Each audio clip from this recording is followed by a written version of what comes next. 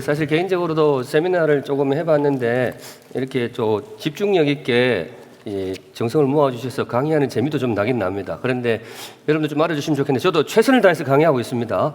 네, 그래서 아마 오늘 저녁에 바나바 목사님이 저녁을 좀 맛있는 걸 사주시지 않을까.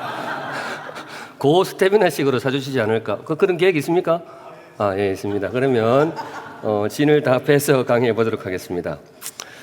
이 강의를 할 때 제 나름대로도 목표가 있었는데 설교의 기본 작성법을 조금 어느 정도 숙달을 하고 싶은 그런 마음도 있었고요. 뭐 단시간에 다 되지는 않지만은 근데 첫 시간에 해보니까 따라오시는 것이 그 정도 하면 되겠다 싶더라고요. 그리고 또 한 가지는 속도감이 조금 넘칠 수도 있지만 로마서를 한번 쭉 훑어보고 싶었었어요. 그래서 물론 여러분들 가서 이대로 설교하시면 또 뭐 표절시비 그런 게 걸리겠죠. 근데 활용하실 때는 어떻게 하시는가 하면 이 구도를 가지고 본문을 한번 살펴보시면 이렇게도 설교가 가능하구나 했을 때 여러분들이 언어로 바꾸셔서 설교하시면 괜찮습니다. 제 꿈 가운데 하나가 뭔가 하면요. 이거를 실제로 제안을 했는데 아무도 안 따라와가지고 못한 게 하나 있어요. 제가 사람이 별 것도 아닌데 꿈은 많아요.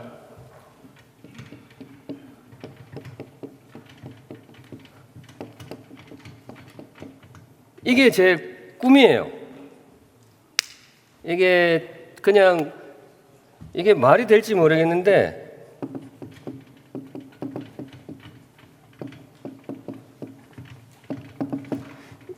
이게 뭐 엑서시스 써도 좋고 코멘트를 해도 좋아요. 근데 지금 나와 있는 설교자들을 돕는 거의 모든 주석은 제가 보기에는 그래요. 주석적 주석이죠. 사실은 역사적 그다음에 배경, 그다음에 문법적 그런 문화적 그런 주석을 통해서 본문의 의미를 밝혀주는 건데, 근데 제가 보기에는 이게 조금 현장에 있어 보니까 조금 거리감이 있는 거죠. 그렇다고 해서 목사님들의 설교집을 참고하자니 이거는 또 너무 가까이 온 거죠. 그래 중간쯤 되는 설교자를 위한 자료가 있으면 좋겠다 싶어서 제가 실제로 시도를 했었습니다. 목회와 신학에서 몇 년도인지는 모르겠는데 창세기를 1장부터 50장까지 한 넉 장씩 끊어가지고 1년 12개월에 나눠서 이런 식의 형식이었어요. 이런 식의 이 본문에서 이런 식의 구도로 설교가 가능하다고 간략한 설교를 붙여서 했는데 제 내심 제안도 거기 했어요.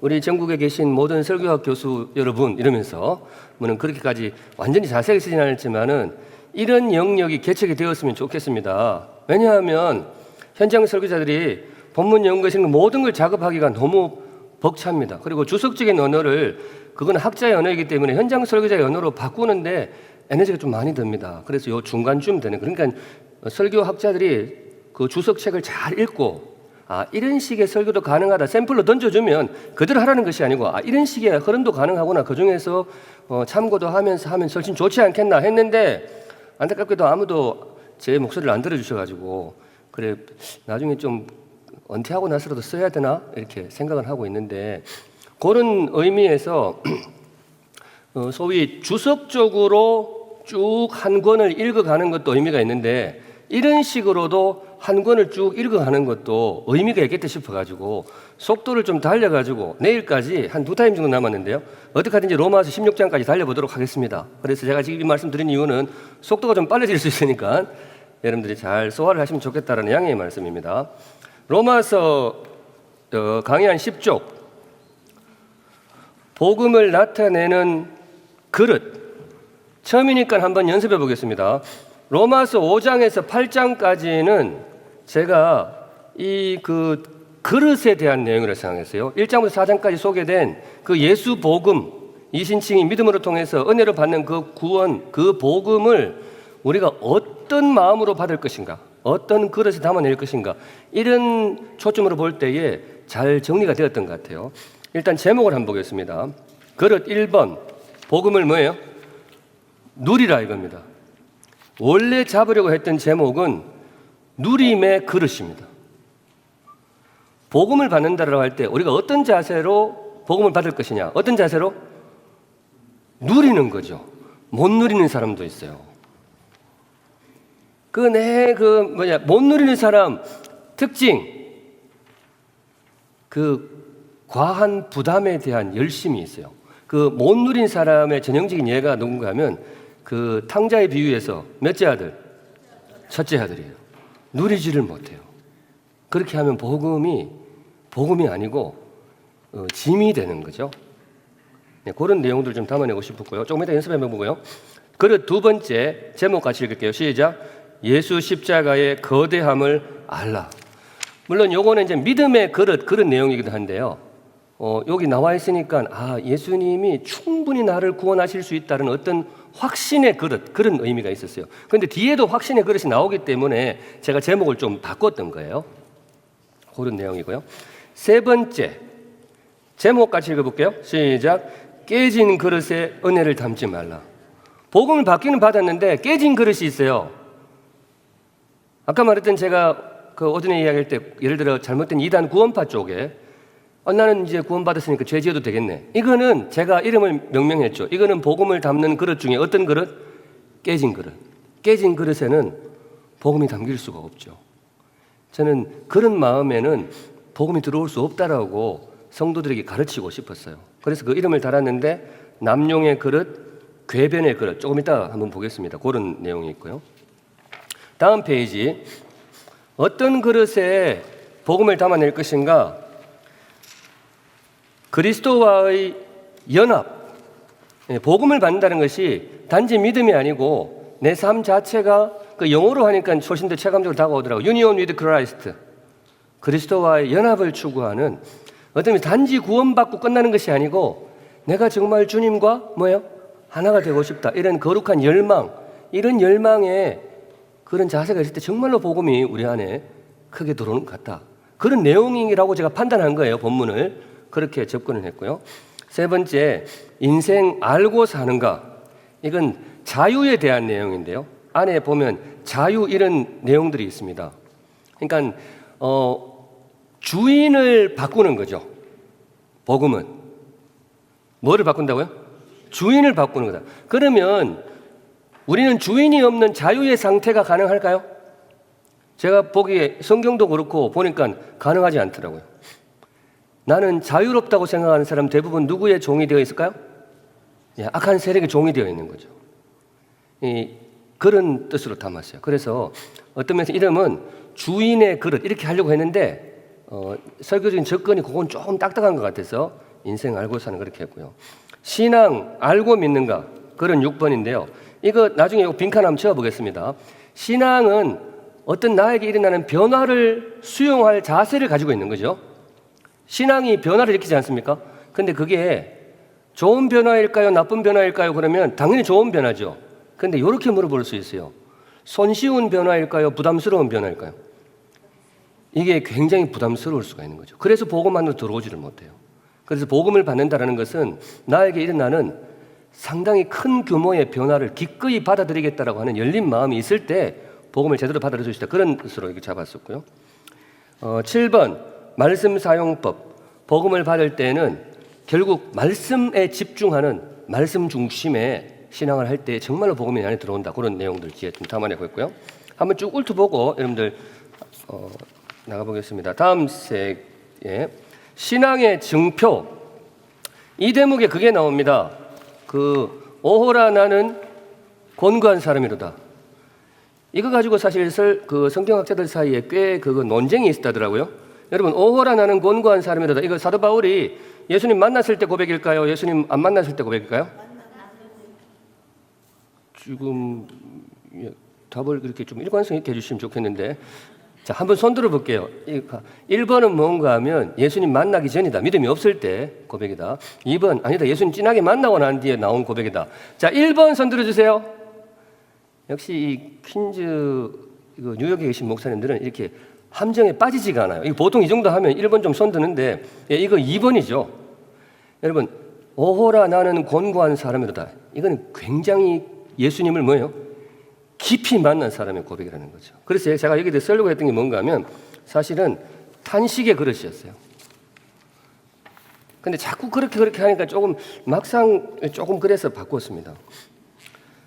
그 다음 9번 성도의 자아상. 이것도 제가 자꾸 그릇 하면서 자아상의 그릇 이렇게 하려다가 이런 믿음 가운데에 나는 죄인입니다. 이 고백이 우리 믿는 사람의 고백이잖아요. 이건 어떨까요? 그럼에도 불구하고 나는 거룩한 사람이다. 이것도 맞는 거죠. 그러니까 그 고백에도 복음이 들어와야 되는 거예요. 복음이 들어온다는 것은 참 이게 조금 뭐랄까 혼란스러움이 있어요. 나는 분명히 죄인인데, 그래서 정말로 나는 오호라 공고한 사람인데, 또 한편 생각은 뭐예요? 나는 너무 거룩한 사람이에요. 자, 그럼 이거 합해가지고 우리 복음을 받은 사람은 정신이 왔다 갔다 하는 사람이다. 이렇게 하면 진짜 웃기겠죠? 그런데 이 두 부분을 충분히 강조해 줄 필요는 있다고 생각했어요. 그런 설교로 하면 되겠고, 그 다음에 10번 하나님의 자녀. 제일 복음을 받는 자세, 최고의 자세가 뭐냐? 저는 이라고 생각했어요. 자녀의 자세. 나에게 임한 복음을 가장 잘 누리는 사람 두 글자로 자녀. 제가 보기 그렇더라고요. 어제 이제 우리 김바나바 목사님 저쪽에 그 퀸즈 한인교회 담임 목사실이 얼마나 참 거룩한 곳이에요. 그 아무나 들어오면 안 되는데 이 몇몇 버릇없는 애들이 그냥 발로 푹푹 차고 들어와가지고 그것을 막 뒹굴고 난리를 하더라고. 근데 더 놀라운 거는 그렇게 하는데도 우리 김바나바 목사님이 말도 못해요. 그냥 가만히 보고 있어. 저보고 목사님 미안합니다. 미안합니다. 걔들 도대체 누구였을까요? 얘 애들이 그래요. 무슨 뜻인지 아시겠죠? 걔들은 그 방에 대한 권리가 있어요. 왜냐, 이 방이 누구 방이기 때문에 아버지 방이거든요. 근데 복음을 누릴 때 그런 자세가 필요하지 않아요? 여기 그런 게 나옵니다. 자녀. 그 다음에 11번 이거는 이제 복음을 받는 글을 쭉, 물론 모든 내용들을 다 글로 밀어치기는 힘든데 자연히 우리를 기다리는 이유, 그 어떤 피조물에 대한 그런 내용들을 그냥 연속성 나오니까 담았습니다. 그래서 이런 의미에서 어떤 면에서는 제가 성경신학자들만큼 이 로마서를 탄탄하게 못했다고 볼 수도 있어요. 제가 솔직히 인정합니다. 그런데 전체적인 구도를 볼 때에 그릇이라는 단어를 가지고 5장부터 8장을 할 때 굉장히 많은 부분이 깨어졌기 때문에 제가 그렇게 했다고 그렇게 양해해 주시기 바랍니다. 그 다음 페이지 보겠습니다. 성도의 행복. 나는 행복자로다. 나는 행복자로다. 이거 성경 어디에 나오죠 원래? 신명기 33장에 나옵니다. 이스라엘아, 너같이 하나님의 구원을 받은 이가 누구에 있느냐? 너희들은 참 행복자로다. 근데 로마서에도 그런 내용이 쭉 나와요. 그 구원의 서정 있잖아요. 그거 오르드 살루투스라 그래가지고 왜 부르심 소명이 있고 뭐 믿음이 있고 칭의가 있고 영화가 쭉 있잖아요. 제가 이제 그걸 쭉 보는데 이 내용들이 뭔가 하면요. 하나님이 나를 향해서 이렇게 아름다운 계획을 가지고 계시구나. 그래서 나는 어떤 사람이다? 행복한 사람이다. 그렇게 해석해서. 근데 그걸 그렇게 읽을 수가 있더라고요. 그래서 성도님들, 우리가 복음을 받는 아주 중요한 그릇 가운데 하나가 뭔가 하면 무엇의 그릇? 행복의 그릇. 네, 설교를 할 때는 그 정도 자유는 충분히 누릴 수 있다고 제가 판단했습니다. 마지막 제일 중요한 것이 이날은 제가 설교 제목은 이렇게 잡았어요. 하나님은 내 편이시다. 하나님은 내 편이시다. 마지막 13번입니다. 하나님은 내 편이시다. 성도의 행복 이렇게 하려다가 앞부분에 성도의 행복 써먹었잖아요. 그래서 그냥 뒷부분에 그냥 성도의 확신 그랬어요. 이거 어떤 내용일까요? 이 부분에 로마서 8장에 어떤 내용 나오죠? 하나님이 나를 위하시는데 누가 감히 나를 공격하겠느냐? 불철주의 하나님이 나를 위해서 기도하시는 그리스도는 예수님이 계시는데 누가 감히 나를 위하겠느냐? 그런 내용이 나와요. 그래서 제가 그걸 볼 때, 우리 성도의 신분을 갖고 살아가는 것은 정말 듬직한 거다. 하나님은 언제나 누구 편? 내 편이시다. 그렇게 했어요. 근데 우리 성도들이 이 내 편이라는 용어를 제가 설교 쭉 추억해 보면 내 편이라는 용어를 굉장히 좋아하셨던 것 같아요. 보통 그러잖아요. 왜 남편이죠? 남의 편이라고. 예. 남편이 그래서 그렇대요. 그래서 남편은 남의 편이라고 남편 그렇대요. 그래서 물론 저희 와이프는 한 번도 그런 생각을 해본 적이 없어요. 항상 제가 와이프 편을 들기 때문에 그렇게 되어 있는데 우리 분당에 있는 성도님들은 남편에 대해서 서운한 감정이 깨 있었나 봐요. 그래서 내 편이다. 그래. 우리가 남편을 믿고 사는 게 아니야. 누구를 믿고 살아야 돼? 하나님 믿고 살아야 돼. 괜한 가정 불화를 일으키는지 아닌지 모르겠지만은 여하튼 그런 추억이 있습니다. 내 편. 자, 이렇게 쭉 흘러갈 수 있는데 연습 한번 해보겠습니다. 로마서 5장 1절부터 11절까지 보겠습니다. 요거는 한번 본문을 같이 읽으면서 설교가 이렇게도 나올 수 있었구나 한번 찾으시면 좋겠습니다. 로마서 5장 한 번 더 리마인드하는 의미에서요. 설교를 위해서 본문 연구는 몇 번 한다고요? 2번 합니다. 1차 연구의 목표가 뭐였죠? 네, 주제 혹은 잘 다루면 질문까지 나갑니다. 일단 주제를 찾으셔야 됩니다.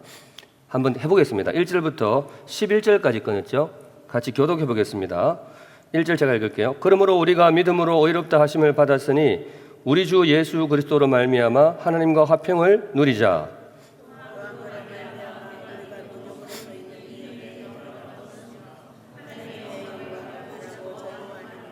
사실은 제가 이 대목에서 주제를 잡았습니다.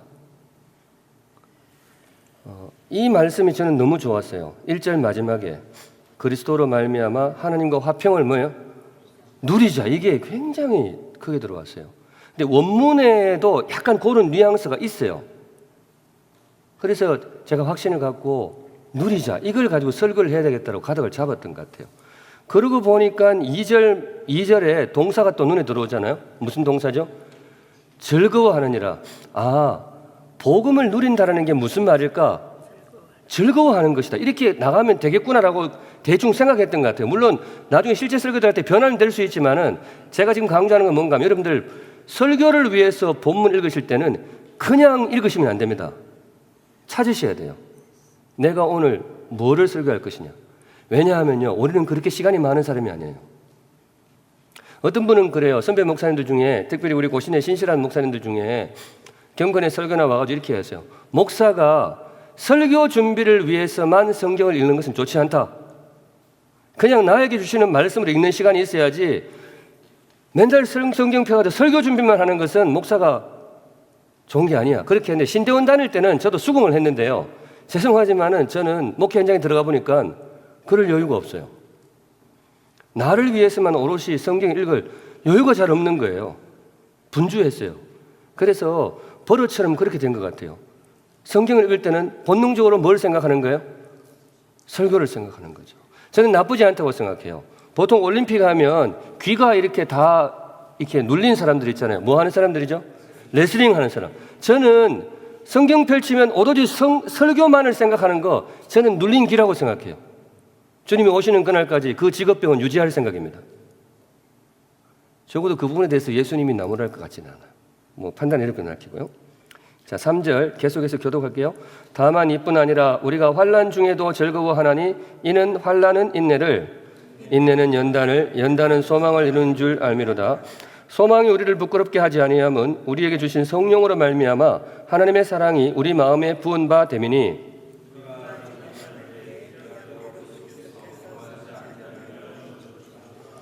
의인을 위하여 죽는 자가 쉽지 않고 선인을 위하여 용감히 죽는 자가 혹 있거니와.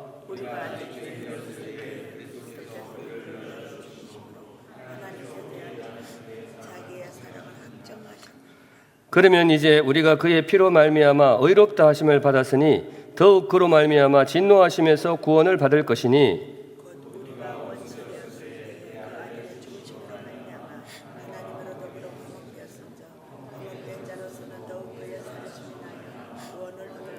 (11절은) 같이 그뿐 아니라 이제 우리로 화목하게 하신 우리 주 예수 그리스도로 말미암아 하나님 안에서 또한 즐거워하느니라. 아실 것 같은데요. 왜 제가 본문을 11절에서 끊었을까요? 즐거워하니라 때문에 그랬어요. 사실은 여기에 설교할 수 있는 거리가 굉장히 많습니다. 예를 들어 뭐 환난, 인내, 연단 이런 걸로 대지를 구성할 수도 있거든요. 예수 믿는다는 것이 무슨 말이냐? 환난을 감수하는 것이다. 그 환난 중에도 인내하는 것이다. 그 환난 중에도 소망을 품는 것이다. 이렇게 나가면 충분히 가능합니다. 그런데 이런 내용들은 제가 생각할 때는 우리 성도들에게 많이 자주 선포되었다고 판단을 했어요. 다니엘서 같은 거 설교할 때도 뭐 불구덩이 속에 들어가도 주님이 했는데 제가 여기에서 꼭 성도들에게 이 본문에서 선포하고 싶었던 내용은 사실 이거였어요. 즐거워하느니라. 누리자. 이게 확 들어왔죠. 그래서 로마서 5장 1절에서 11절에서 설교할 수 있는 거리가 이 누림의 그릇만이 있는 것은 절대로 아닙니다. 목사님들의 판단에 따라서 다양하게 할 수 있는데 저는 이 대목을 선택했다는 양해의 말씀을 구합니다. 좀 여기까지 했을 때 그러면 이 빈칸에 뭐 넣으면 좋을까요? 구원을 누리는 삶이란 무엇일까? 1절 가지고 소론에서 풀면서 성도님들 오늘 본문의 핵심이 뭔가 하면 마지막 단어입니다. 누리자. 우리 지난번에 1장에서 4장까지 13편의 설교를 통해서 복음을 받았습니다. 이신칭의 복음을 받았습니다. 그러면 그 복음을 우리가 누려야 되겠습니다. 누리자 그러잖아요. 그렇다면 복음을 누리는 삶이란 무엇일까요? 설명을 요구하는 질문을 던지고 답을 찾는 거예요. 첫 번째는 확신하라. 몇 절에서 나왔을까요?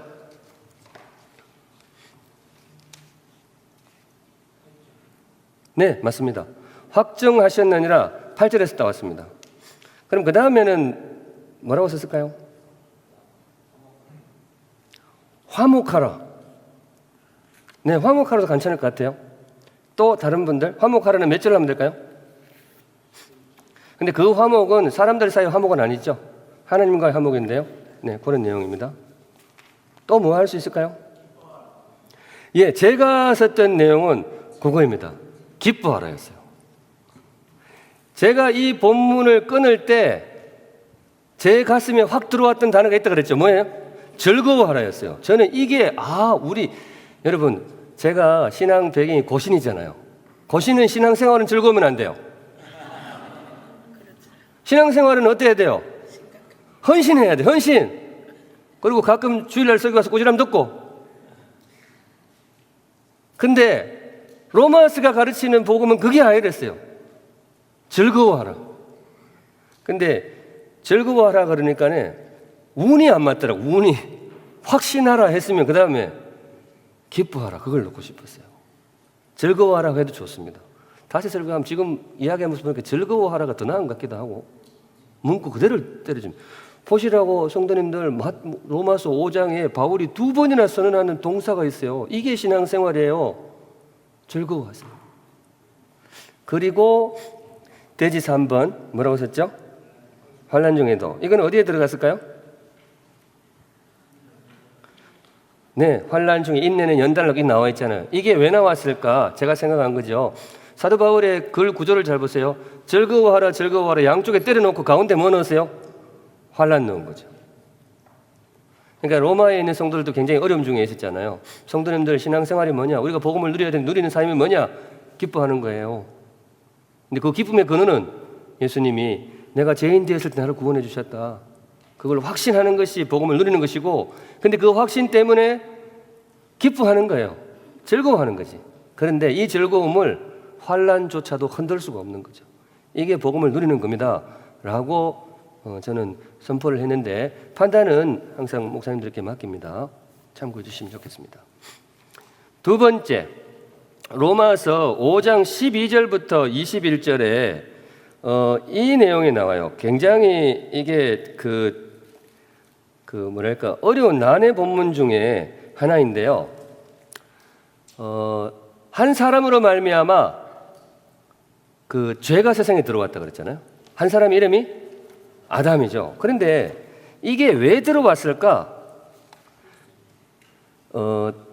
딱 성경에 나오지는 않지만은 이런 의구심이 퍼지기 시작했던 거죠. 우리 예수님이 귀한 분은 맞는데 뭐예요? 과연 그 예수 한 분이 온 인류를 구원할 수 있을까? 어쩌면서 떠오를 수 있는 질문이잖아요. 저는 그 배경에 그게 있다고 봐요. 저는 항상 성경은 대답이라고 봅니다. 성경이 뭐라고요? 대답. 그러면 질문이 있어야 되잖아요. 질문은 성경에 잘 안 나와요. 왜냐하면 대답을 하니까. 그런데 질문은 설교자가 미루어 짐작을 해야 되는 것이죠. 갑자기 어떤 메시지가 나올 때 이게 왜 나올까? 설교자가 생각을 해야 된다고 생각해요. 이 한 사람 예수님이 온 그 인류를 구원한다 이 메시지 이게 왜 나오며 한 사람 아담이 죄가 세상을 타락시킬 때 왜 나올까? 제가 생각해 본 그 내용은 그거예요. 믿음이 퍼져나갈 때에 성도들 사이에 그래 나는 복음을 누리며 살 거야. 나는 예수님의 구원을 믿고 기뻐하고 환난 중에도 기뻐하며 살 거야 라고 했는데 한 사람이 툭 찌르는 거죠. 야 근데 너네 예수님이 너네 다 감당할 수 있어? 사람 수 되게 많아. 야, 요즘 아니, 전체 예수 믿는 사람 다, 세상 사람 다 아니라도 예수 믿는 사람에서도 한 몇 억은 될 건데, 우리 예수님 눈에 버틸 수 있어? 사실 우리 안에도 약간 그럴 수가 있어요. 근데 사도 바울한테는 그게 선포가 돼도 중요한 과제가 된 거죠. 그때 제가 보기 사도 바울은 당연히 성령의 사람이기 때문에 그렇지만 이 사람 정말 총기가 있어요. 한 사람 예수가 충분히 우리를 구원할 수 있다라고 하기 위해서 가져온 일단 중요한 실마리가 있어요. 뭐예요? 이 땅의 멸망이 뭐예요? 한 사람을 통해서 왔다. 그러니까 제가 여기에 그냥 착안을 하고 싶었어요. 지금 이거 편집이 잘못됐는데 그 빈칸 있잖아요. 뭐 들어갈까요? 한 사람입니다. 한 사람. 제가 원래는 답을 감춘다는 것이 고신 목사가 이렇게 좀 정직해서 옆에다가 써놓았어요. 한 사람. 제가 이걸 한 사람을 넣고 싶었어요. 근데 여기에 한 사람의 잘못으로 다 타락했습니다. 또 한 사람의 희생으로 우리가 다 구원받을 수 있습니다. 이 메시지를 넣을 수도 있지만은 그거는 서론에 그냥 넣고 싶었어요. 대신에 이걸 빌미로 해서 어떻게 보면 이걸 실마리로 잡아서 한 사람의 의미를 설교하는 것도 의미가 있겠다 싶었어요. 그래서 제가 설교했던 내용을 그냥 읊어드리면 성숙한 신앙이 과소평가하지 말아야 될 것이 무엇이냐. 첫째, 한번 이해하는 의미에서 같이 읽을게요. 시작. 한 사람을 과소평가하지 마라. 성도님들, 나 한 사람 정말 중요합니다. 성경이 가르치는 내용이라고 봐요. 우리 그렇지 않아요? 우리 하나님께서 무너져가던 이 세상을 다시 일으키실 때 항상 몇 사람? 저는 한 사람을 사용했다고 생각해요. 출애굽의 대역사를 일으키기 위해서 택하신 사람이 몇 사람? 한 사람. 사사시대의 그 허물어가는 나라를 위해서 다시 한번 소생의 빛을 비출 때 한나의 몸에서 누구? 사무엘 한 사람. 온 인류의 죄를 구원하시기 위해서 이분은 좀 덩치가 다르지만은 한 사람? 예수. 저는 그렇게 설교했어요. 성도님들 교회가 좀 어렵고 그럴 때 정말 우리 교회가 되겠나?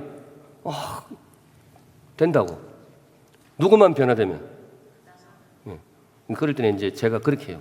니만 변화되면 돼. 한 사람이 중요하니까. 근데 이 정도 이야기하면 좀 알아들으시는 것 같아요. 근데 그런 한 사람이 이렇게 잘할 때 진짜 되는 거죠. 그래서 두 번째는 죄를 과소평가하지 마라. 이렇게 과소평가라는 단어로 그냥 쭉 밀어붙였던 것 같네요. 예수를 과소평가하지 마라. 십자가를 과소평가하지 마라. 예수님의 십자가는 엄청난 힘을 가지고 있는 거죠. 한 사람 예수가 과연 우리의 모든 죄악을 다 짊어질 수 있는가? 그거는 제가 돼지 3번에 담았습니다. 여러분 예수님의 체중이 몇 킬로나 될까요?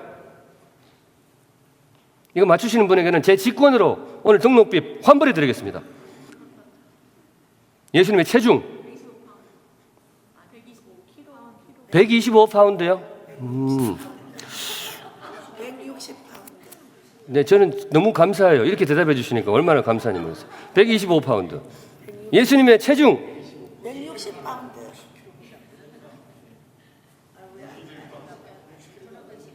목사님 160파운드. 그렇죠. 우리 예수님 160파운드는 나오겠죠, 그죠? 키가 목사님 정도 되셨으면. 지금 제가 예수님 체중을 물었는데 지금 제 체중을 대답하신다는 것은 저하고 예수님하고 지금 헷갈리시는 거죠. 아니요, 키를. 이분은 환불해 줘야 돼. 이분은. 아멘. 아니 예수님이 키를 주장했을 때 네네. 기도와 온 천지 다 다니신 분이시니까 네네. 얼마나 날씬하시겠어요. 그렇죠. 160파운드는 남성 체중으로 절대 이 뚱뚱한 체질이 아니거든요. 체중이 아니거든요. 근데 왜 저한테 뚱뚱한 체질이 아니라고? 아니 우리 목사님 정도 키면 예. 160파운드면 제가 이래봬도요 2월 말에 저희 첫째 결혼을 시켰거든요. 이런 거 나오면 박수 한번 치는 거예요. 박수 한번 치시고 그래가지고 일찍부터 이렇게 화장하러 가더라고요. 가가지고 제가 그날 10분도 더 들었어요. 혼주가 너무 젊으시다. 그리고 그날 끝나고 교회 이제 설교 끝나고 교회 가서 여러분들한테 정말 놀라운 소리를 들었는데 목사님 배가 전혀 안 나왔어요. 평소에 어떻게 보았길래 지금 무슨 이야기 하다가 지금 나왔죠? 지금 제가 무슨 이야기를 했죠? 예수님 체중을 네, 예수님 체중이 제가 얼마인지 모르죠. 근데 제 말은 뭔가 하면요. 예수님 체중은요. 하나님급이에요. 그러면 너 체중이죠. 그러니까 뭔가 하면 우리는 과연 한 사람 예수님이 죽어서 모든 인류의 죄를 사할 수가 있겠느냐? 거기서 아주 잘못된 것이 있는데 예수님을 단지 뭐로 본다고요? 사람으로 보는 거죠. 하나님이 죽으신 거죠. 어마어마한 덩치이신 거죠. 그리고 그분이 당하신 죽음도 단지 꼴깍하는 죽음이 아니고 십자가에 달리신 거잖아요. 저주의 십자가예요. 그래서 이걸 찬찬히 그 내용이에요. 그래서 예수님을 과소평가하지 말라. 십자가를 과소평가하지 말라. 어마어마한 분이 온 인류의 체중을 능가하시는 분이 우리가 당하는 죽음보다 훨씬 심각한 희생의 죽음을 당하셨다. 능히 구원하고도 남을 만합니다. 라고 했을 때 저희 성도들도 이해를 했던 것 같아요. 그리고 구원의 영광을 과소평가하지 마라. 나머지 부분들은 이제 여러분들 판단에 맡기고요. 그 다음에 그릇 3번 깨진 그릇에 은혜를 담지 말라.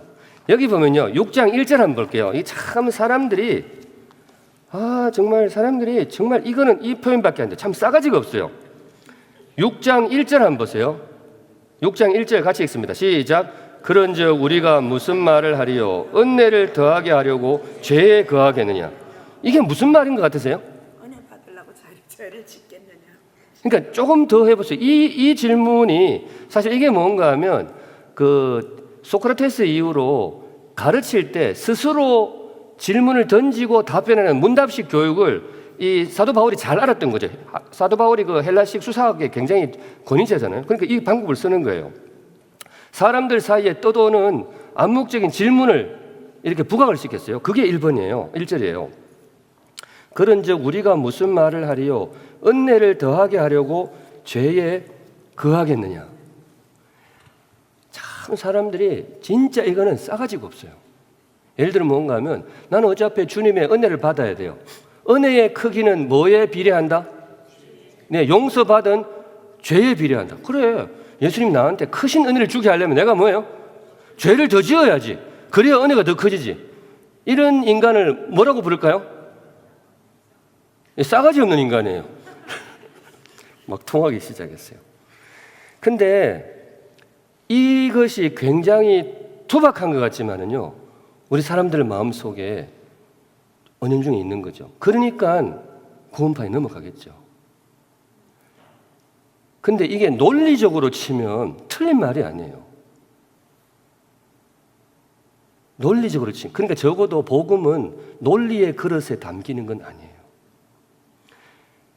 복음이 비논리적이라는 것은 아니지만은 논리의 틀 안에 갇힌 복음은 제가 보기엔 이단이라고 봐요.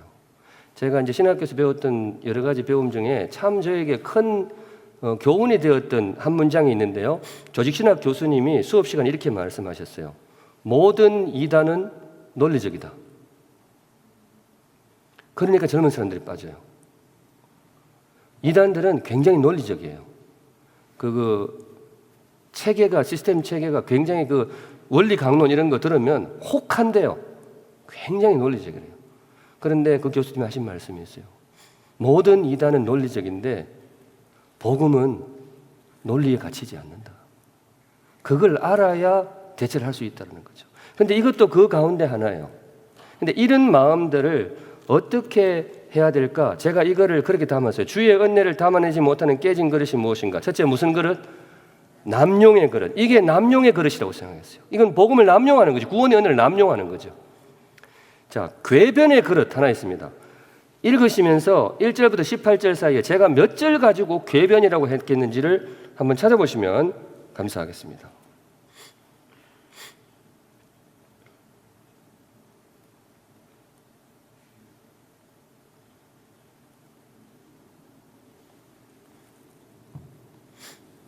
거의 비슷한 내용을 할 수 있는데요. 그냥 이름을 남용, 궤변 그렇게 바꾸고 싶었어요. 찾아보시면 좋겠습니다.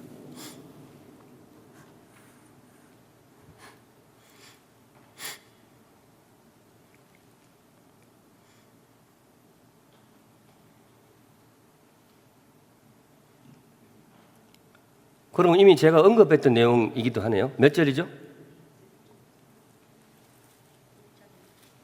6장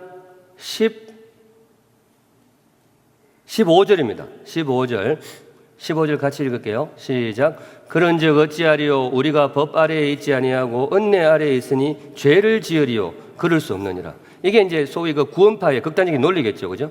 우리는 이제 법 아래에 있는 것이 아니고 주님의 은혜 안에 있다. 그러니까 죄를 지어도 되는 거 아니냐. 앞에는 예수님의 은혜를 더하게 하려고 죄를 더 지을까? 비슷한 맥락인데 제가 그냥 이름을 따로 붙였어요. 하나는 복음을 남용하는 것이고 하나는 말도 안 되는 궤변이고. 근데 우리 안에서 신앙생활에 있어서 여러분 이단하고 우리하고 말싸움하면 이길 수 있을까요 없을까요? 저는 경험이 있습니다. 졌습니다. 제가 진 게 아니고 저보다 훨씬 똑똑한 애들이 나갔는데 졌어요. 제가 대학 시절일 때 지금 이제 그게 굉장히 큰 문제가 됐는데 JMS 있죠. JMS가 제가 89년 89학번이니까 그때 당시에 제가 기억하기로 제가 3학년 때 같은데요. 그때 학교 내에 JMS가 이름을 바꿔가지고 제 기억으로는 오손도손이라는 그 계속 이름을 바꿨어요. 처음에 WCF 갔다가 오손도손 이렇게 해가지고 동아리를 하는데 그게 이제 우리 동아리 연합회에서 저게 그 JMS 이단 동아리라는 걸 알고 어떻게 할 수가 없어요. 왜냐하면 세큘러 대학에서 함부로 종교 동아리를 제외시킬 수는 없잖아요. 그렇지만 자꾸 사회적인 무리가 나오고 약간 성적인 그런 범죄들이 노출되기 시작했어요. 그래서 우리 기독교 동아리 연합회에서 기독교 동아리가 한 열 몇 개 됐던 것 같아요. 그 중에서 제일 똑똑한 애들 3명을 뽑았어요. 3명을 뽑고 이제 학생회에서 요청을 한 거죠. 우리가 요청했던 것은 학생회에서 저 동아리를 제명시켜달라. 저게 사교 집단이니까 제명시켜달라 했는데 학교 세큘러 동아리 연합회에서 우리는 잘 모르겠다. 그러면 공청회를 하자 했어요. 그럼 너네 기독교 동아리에서 대표자 3명 나오고 저쪽 JMS 그때는 오선도선인데 3명 나와라. 그래가지고 라운지에서 학생들 다 보는 앞에서 공청회를 붙었어요. 졌습니다. 와, 당해낼 수가 없어요. 그 중에 저쪽 대표로 나왔던 그분이 최근에 그 엑소더스 있죠. 그 JMS에서 나온 엑소더스 거기에 이분이 이제 회심을 했어요. 그래가지고 이분 목숨 걸고 그 사람들 하는 단체의 중심에 있더라고요. 제가 그때 얼굴이 기억이 나요. 근데 뭔가 하면 논리로 붙으니까요. 담당할 수가 없어요. 예를 들어 이런 거예요. 자꾸 여기까지 나가는데 2분만 더 쓸게요. 우리는 너네 소위 교주가 성범죄를 저지르지 않았냐. 그런 자료들은 많이 나왔거든요. 이거 사교 집단이다. 끌어내야 된다는데 저쪽에서 뭐가 나오는가 하면 그러면 CCC의 김종건 목사님 만일에 지금은 아니지만 나중에 좀 물론 조금 뭐랄까 조금 안 좋은 그런 소식 나오면 CCC 제명할 거냐? 할 말이 없어요. 막 이런 걸로 붙었는데 정말 이게 뭐 미국 드라마에서 보는 법정투쟁 같은 거 했는데 저희 쪽에서도 그 친구들 대부분 지금 변호사 하는 걸 알고 있습니다. 제일 똑똑한 애들 나갔어요. 안 돼요. 그래서 제가 이제 그렇더라도 조금 더 했으면 좋았겠다 아쉬움은 있는데 그 친구들이 사실은 그 수업도 안 들어가고 2주를 합숙을 했어요. 2주 합숙을. 했는데도 완전히 제압을 하지는 못했어요. 그런데 제압을 하지는 못했는데 한 가지 드러내는 것은 뭔가 저는 JMS 제가 경험했어요. JMS에는 악령이 있습니다. 제가 봤어요. 이쪽에 한 100 몇십 명이 나와서 있는데 자기들 대표자가 뭔 이야기를 하잖아요. 그러면 얘들이 이래요. 이래요. 그 북한 애들 왜 일제히 웃는 거 있죠? 예, 소름이 확 길 정도로 이래요. 그때 한 가지 실마리를 던졌어요. 그 종교 말고 모든 동아리 연합회 회장이 나와가지고 그분은 세큘러 중립적인 분이죠. 그분이 한번 지적했어요. 여기에 나오신 분, 이 관중석들 그런 식으로 반응하면 다른 사람들 이상하게 봅니다. 딱 그거 하나 건졌어요. 이 집단이 이상하다라는 걸 했는데 뭔 이야기 하다가 여러분들 너무 열심히 들으니까 이건 제 탓이 아니에요. 여러분들 열심히 들었으면 여러분들 자책하셔야 돼요. 그렇다면 그러니까 이단을 가지고 함부로 논리적으로 붙으려고 하지 마세요. 그러면 다음 중간 질문. 그렇다면 주의 은혜를 오롯이 담아내는 진짜 그릇이 무엇인가? 첫 번째 무슨 그릇? 정체성의 그릇. 그 찾아보면 그런 게 있을 거예요. 그 다음에 또 한 가지는 이거는 진짜 억지로 나온 것 같죠. 마지막 줄 같이 읽을게요. 시작. 몸부림의 그릇. 판단은 여러분께 맡깁니다. 네, 정말 내가 부족하지만 나는 주님의 사람을 살고 싶다. 그런 내용들. 자, 다음 페이지 넘어갈게요. 그리스도와의 연합. 아까 말씀드렸지만은 로마서 6장 3절에서 5절, 우리 3절에서 자, 그러면 4절만 같이 읽을게요. 시작.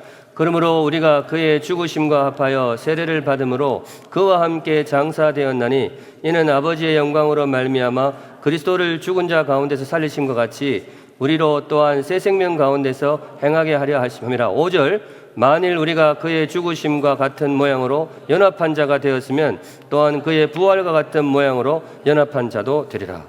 이것도 사실은 아까 보셨지만 1절부터 15절까지 설교를 했잖아요. 그런데 도무지 이 단어는 지나갈 수가 없었어요. 무슨 단어? 연합. 연합. 이 단어는 꼭 한번 해보고 싶었어요. 이제 고신에서 설교를, 물론 이게 저는 고신교단에 대해서 굉장히 자부심이 있습니다. 저희 기라성 같은 그런 선배님들이 있고 신사삼배의 그런 반대의 희생도 있고 한데, 제가 저 나름에는 그랬어요. 고신에서 신앙생활을 한다는 것은 교리적으로는 굉장히 탄탄한 것 같아요. 근데 이 뿌리에서 조금 목회적인 융통성을 부리면 굉장히 귀한 목회를 할 수 있도록 저 나름대로는 자부심을 가지고 있어요. 그런데 교리에 대한 교육을 굉장히 받았는데 이 연합이라는 이 단어가 이상하게 저한테 좀 생소하게 보이는 거죠. 교리적인 교육은 꽤 받았었는데 그것이 단지 소위 지적인 교리만 배웠던 것 같아요. 믿음으로 구원받고 이신칭의 이런 것만 했지 주님과 내가 뭐예요? 연합을 한다라는 거는 조금 어색했던 것 같아요. 그런데 저희 신학교에 신대원 교수님, 아까 그 이단들은 항상 논리적으로 했던 그분이신데 제가 참 존경합니다. 근데 이분은 그 조직 신학 교수인데 조금 독특한 게 뭔가 하면 동방신학 있죠. 우리 왜 기독교의 큰 줄기가 세 개가 있잖아요. 천주교, 개신교, 정교회. 예, 그리스 정교회 쪽에 있는데 그리스 정교회는 신학이 우리식으로 말하면 약간 신비적인 요소가 많이 가미되어 있어요. 그분들이 가르치는 내용 중에 뭐가 있는가 하면 세오시스라는 게 있습니다. 혹시 들어보셨어요? 세오시스를 잘못 번역하면 뭐가 되는가 하면 신격화가 됩니다. 나중에 우리가 하나님의 자녀이니까 당연한 건데 우리가 누구와 같은 사람이 될 것이다? 하나님과 같은 사람들. 물론 이걸 오버하게 되면 사탄이 됩니다. 그런데 우리가 존귀한 건 맞잖아요. 하나님 자녀이기 때문에. 그건 동방신학에서는 그런 걸 강조를 한대요. 근데 그걸 들었을 때 굉장히 우리 신학이 굉장히 이렇게 그렇구나 했는데 그러고 보니까 이 연합이라는 단어가 그 단어 같은 거예요. 주님과 내가 뭐가 된다고요? 한 몸이 되는 거죠. 하나가 되는 거죠. 그래서 저는 우리 성도들에게 이걸 좀 가르치고 싶었어요. 우리는 단지 믿음으로 구원받는 이지적인 복음을 받고 있는 게 아닙니다. 주님과 우리는 정말 주님이 신랑이고 우리가 신부라고 말하듯이 우리는 한 몸이 될 정말로 친밀한 관계가 될 것입니다 라고 하는데 이 단어를 가지고 그냥 이렇게 풀어드리고 싶었어요. 이런 식으로도 가능하다는 거죠. 예를 들어서 보시면 그리스도와 연합 교리에 담긴 의미가 무엇인가. 첫째, 무슨 교리? 신비의 교리. 이거는 무슨 말인가 하면 주님과 내가 연합이 된다는 것은 우리가 쉽게 이해할 수 없다.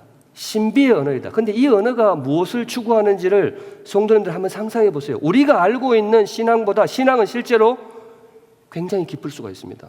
그래서 제가 이걸 때렸어요. 두 번째, 읽어주세요. 시작. 영광의 교리이다. 여기서 이제 하고 싶은 말이 있는 거죠. 저와 여러분은 세계에서 들으시기 바랍니다. 장차 우리는 하나님과 같은 존재가 될 것입니다.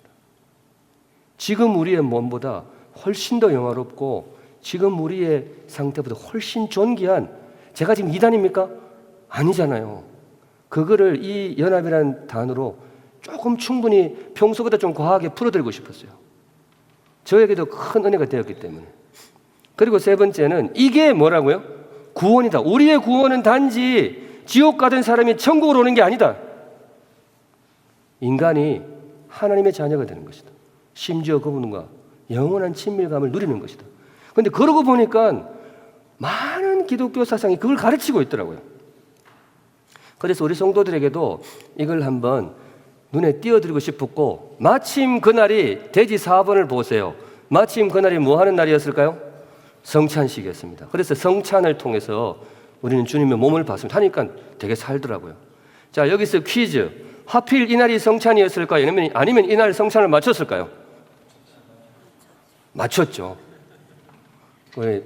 성찬, 우리 가톨릭이 가지고 있는 화채선을 우리가 받아들일 수 없잖아요. 그죠? 그런데 이걸 그냥 빵이라고 하면 그것도 아니잖아요. 우리는 정말 주님의 몸을 받는 그 신비적인 요소가 들어가야 되는데 이 설교에 맞췄죠. 그래서 그렇게 한 적도 있다는 거 판단해 주시면 좋겠고요. 두 번째, 그러니까 연합의 그릇, 인생 알고 사는가, 6장 17절, 이게 누구의 종으로 뭐 사는 그런 내용이에요. 네, 12절, 13절만 같이 읽을게요. 12절, 13, 여기 아니네요. 종. 오케이. 17절, 18절만 같이 읽겠습니다. 17절, 18절만. 시작. 하나님께 감사하리로다. 너희가 본래 죄의 종이더니 너희에게 전하여 준 바 교훈의 본을 마음으로 순종하여 죄로부터 해방되어 의에게 종이 되었느니라. 이걸 딱 보는데 제가 그 책을 자세히 읽진 않았는데 에리히 프롬의 뭐가 떠올랐을까요?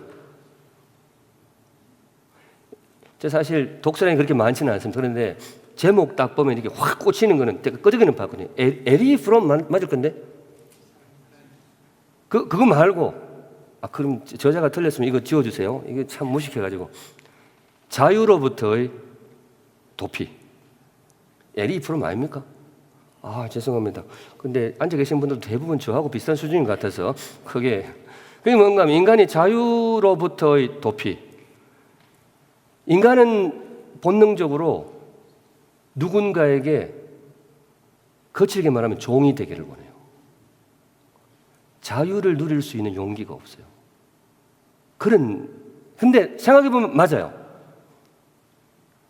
막 자유롭고 싶어 하지만은요, 생각해보세요. 이단들에 들어가는 분들이 어떤 면에서 이단에 들어갔을 때 안정감을 느껴요. 뭔가 하면 걔가 시키는 대로만 하면 인생이 제대로 가고 있는 거예요.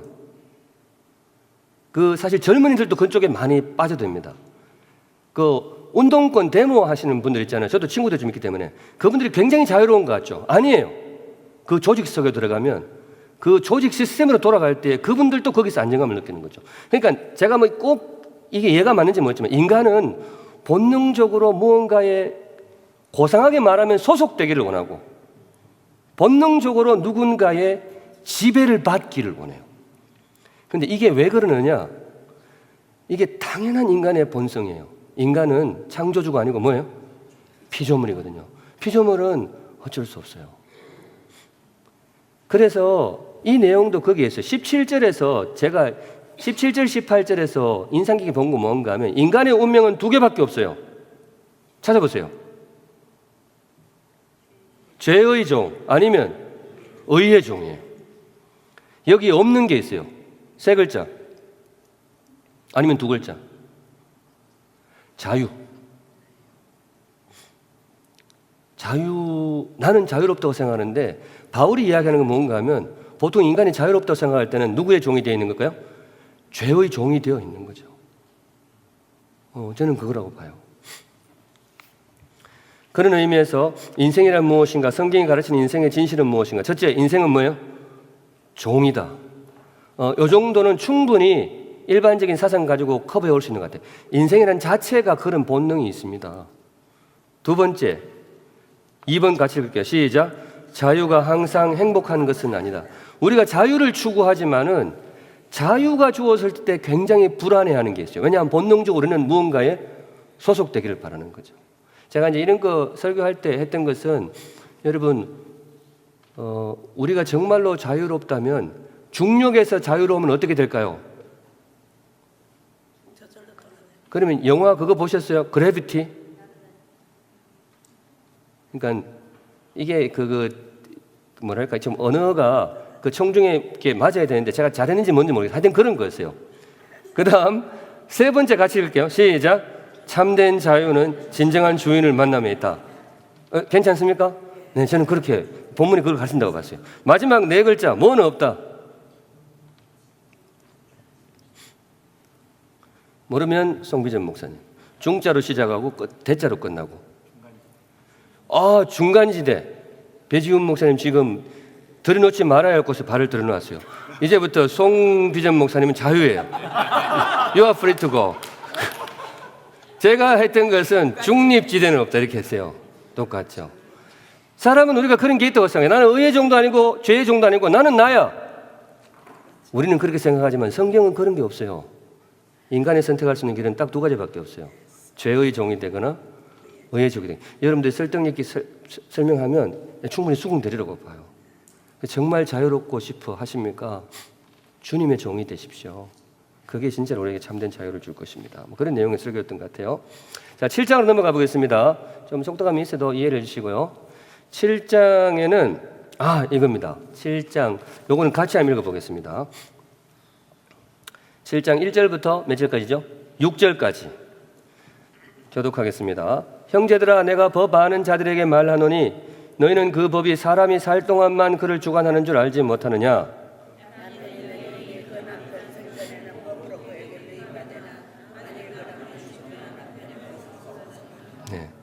그러므로 만일 그 남편 생전에 다른 남자에게 가면 음녀라. 그러나 만일 남편이 죽으면 그 법에서 자유롭게 되나니 다른 남자에게 갈지라도 음녀가 되지 아니하느니라.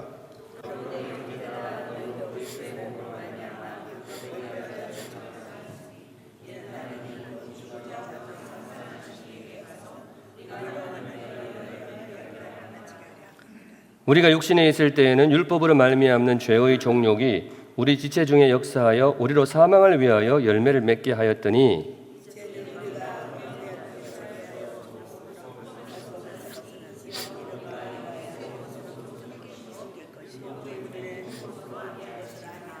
(7절은) 이게 7절까지 6절까지만 했네요. 자, 근데 여러분 읽으셨겠지만은 이거 한 절씩 풀어준다고 설교가 되는 게 아닙니다. 사실은 이게 뭔가 하면요, 바울이 예를 들고 있는 거예요. 이거는 바울의 어떤 로마서 맥락에서는 뭔가 하면 하나의 예화입니다. 무슨 맥락인가 하면 우리가 앞에서 했잖아요. 우리는 죄의 종이 되든가 의의 종이 되든가. 이게 과연 그럴까 했을 때 사도 바울이 예화를 들고 있어요. 생각해 보세요. 우리가 고대 시대 여인의 운명을 이야기하는 거예요. 여인은 독립적인 삶을 살 수가 없어요. 이 남편에 소속이 되든가 이 남편에 소속이 되든가 그런 내용이에요. 그런데 그걸 할 때 이 남편이 소속이 되어 있는데 살아있는데 다른 남편에게 갔다. 이거는 뭐예요? 이건 음녀라는 것이죠. 그런데 이 남편이 죽고 나면 이 남편에게 가도 괜찮다는 거예요. 자, 여기서 퀴즈. 바울이 이 이야기를 왜 할까요? 왜 이 남편이 죽고 나면 이쪽으로 가도 괜찮다라는 말을 왜 할까요? 조금만 더 써주시면. 네. 그럼 율법이 다른 말로 여기서는 뭐라고 되는 거죠? 아니요. 율법은 잠깐만요. 배지훈 목사님. 율법을 다른 말로 뭐라 그럴까요? 네, 처음이니까 가르쳐 줄게. 남자로 시작하고 편자로 끝나나요? 남편이에요, 남편. 박수 한번 해주세요. 네네. 지금 뭘 하고 있는가 하면요, 유대인들이 개신교로 예수교로 개종하기가 너무 두려웠어요. 왜냐? 그분들에게 유대교는 뭐와 같았다? 남편과 같았어요. 율법. 평생을 그걸로 살아온 거예요. 그런데 왜냐하면 이게 대대손손 거기에 목숨 걸고 살아왔던 사람들이에요. 그게 수천 년 동안 그분들의 신앙이었고 하나님이 그걸 계속 인정해 주셨잖아요. 율법을 강조해 주셨잖아요. 그렇게 쭉 살아왔는데 어느 날 어떤 새로운 운동이 일어났는데 이래. 예수를 믿어야 구원받는데요. 근데 일부 유대인들은 들어보니까 아무래도 맞는 것 같아. 예수가 맞는 것 같아요. 그렇지만 정서적으로 옮기기가 너무 두려웠어요. 왜냐? 나에게는 뭐가 있어요? 율법이 있는 게 아니고 남자로 시작하고 편자로 끝나는 거예요. 남편이 있는 거예요. 바울이 머리가 참 좋아요. 이걸 옮길 수 있게끔 심리적인 부담을 들어주는데 무슨 말을 하는가 하면 지금 너가 섬기던 남편이 뭐예요? 죽었다. 네가 거기에 대해서 죽었다. 우리가 율법과의 관계 속 결국 죽지 않았느냐. 그러니까 이제는 새로운 남편에게로 옮겨갈 수 있다라고 지금 이야기해 주는 거예요. 다시 나중에 읽어보세요. 제 판단이 맞을 거예요. 지금 그 이야기를 하고 있습니다. 그러면 우리는 이 본문을 어떻게 해줘야 되느냐. 성도들도 마찬가지예요. 성도들도 지금까지 살아오던 삶의 그런 패턴이 있잖아요. 그러니까 안 믿는 분들을 전제를 해봐요. 그분들이 복음 안으로 들어오는 것이 쉽지가 않아요. 심정적으로는 들어보니까 맞는 것도 같아. 예수 믿는 사람들 보니까 그게 맞는 것 같아요. 그러나 옮겨오는 것이 쉽지는 않아요. 그걸 옮겨올 수 있게끔 용기를 주는 설교가 필요하다고 저는 판단한 거죠. 이 대목에 있어서. 그래서 이렇게 구성해 본 거죠. 율법에 대하여 죽음 이렇게 되어 있는데 제가 이런 질문을 던졌습니다. 신앙을 갖기 어려운 이유가 무엇일까? 도대체 신앙에 어떤 성격이 있길래 신앙을 갖기가 어려운 이유가 무엇일까? 제가 이 설교를 하는 이유는 성도님들 신앙이 갖기 어려우니까 신앙 갖지 마세요. 이게 아닙니다. 담대한 마음으로 신앙으로 들어오라. 이걸 촉구하는 거예요. 자, 신앙이란 무엇인가? 첫째 뭐라고요? 변화입니다. 여러분 우리가 신앙생활하기에 쉽지가 않아요. 여기에 바꾸고 벗어나고 이런 거 나오잖아요. 그걸 두 글자로 변화인 거죠. 우리가 신앙생활을 하는데 저희 분당 샘물교회는 그런 분들이 많아요. 등록은 안 해요. 3년째 5년째 출석만 해요. 그런 사람들이 되게 많아요. 그 쉽게 얽매이는 걸 좀 싫어하는 것 같아요. 그리고 세례도 안 받아. 그분 교회 다니신 지 한 3년째 되어 가는데 어떤 장로님이 고등학교 친구를 전도해 오셨는데 정말 신실하게 예배도 안 빠져요. 설교도 잘 들어. 근데 세례를 안 받아. 근데 그런 마음들을 가지신 분들이 꽤 있을 수도 있단 말이죠. 근데 제가 인정해 드리는 거죠. 왜 신앙으로 들어오기가 어려우냐? 신앙이 뭐기 때문에? 변화이기 때문에 그렇습니다. 예, 쉽지는 않습니다. 인정해 드립니다. 좀 풀어드리고요. 두 번째, 땡땡의 변화. 땡땡 뭐 들어갈까요? 심정이요. 배 목사님? 뭐의 변화? 열매. 아, 열매보다 좀 더 센 거. 남자로 시작하고 남편을 다른 글자로. 남편을 다른 글자로 그러는데 신랑 그러면 진짜 진짜 이거는 뭐 설교가 회도 아니고 날로 먹으려고 그냥 그렇게. 네, 주인입니다. 주인. 고대 여인들에게 남편은 주인이었죠. 그러니까 사도 바울도 그걸 인정해 주는 거예요. 너희들이 남편을 바꾸는 것과 똑같은 지금 모험을 감행하고 있다는 건 나도 알고 있어. 그런데 너의 과거 남편 율법 죽었어. 와도 돼. 이런 거예요. 그러니까 제가 이거를 이야기했던 것은 우리 성도님들에게 신앙생활 하면서도 신앙을 안 들어온 분들 있잖아요. 있죠, 그죠? 교회 생활하고 신앙생활은 다른데 성도님들이 정말로 신앙생활하기 힘들어하는 이유를 저도 압니다.